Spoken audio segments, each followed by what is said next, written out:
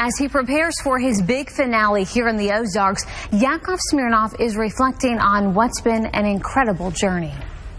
Ladies and gentlemen, Mr. Yakov Smirnoff. He's one of the few comics in the world who can sell out a 2,000-seat theater. But I'm an American now. Decade after decade. Only in America, you walk into a bank and you see a vault door open and they chain down a pen.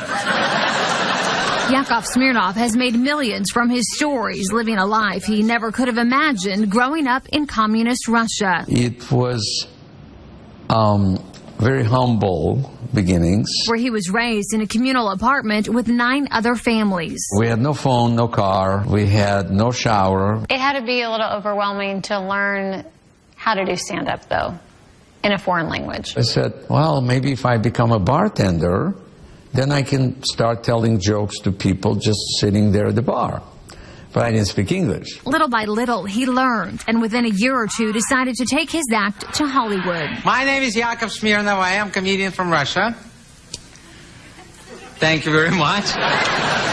Some 40 years later, the super successful inventor now leads hundreds of engineers designing devices for clients worldwide. Is it something that you envisioned when you went to your dad and said, I think I can build this on my own? I don't think I ever thought that far out. That I thought we just need this product, and so let's build this product. And not really thinking, where's this going to lead? What is your secret to success? Eager to learn, being able to learn from others, learn from mentors. From the perfect cut to the most on-trend color, clients at most hair salons are willing to pay just about anything to look their best. It is a multi-billion-dollar business that has allowed people like Gino Barbo to find super success, selling millions of dollars of shampoo, conditioner, mousses, gels, foams, and sprays every year. So tell us how you fit into the hair care business, because you don't do hair. No, I don't, right? So Instead, Barbo, a native Australian, started out in the 80s selling shampoo salon to salon out of the back of his Mercury Cougar. I just found very quickly that I loved what I was doing. He says the exotic accent helped him make sales. Thank you. Barbo moved to the Ozarks after meeting his now wife of 30 years, Dana, on a stateside vacation. Do you think you could have done this in Australia? No.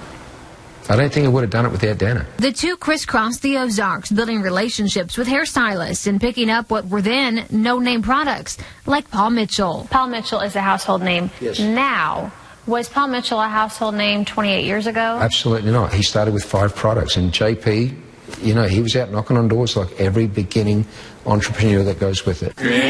Together more than 30 years now, the Lindell's children are grown and they have children of their own.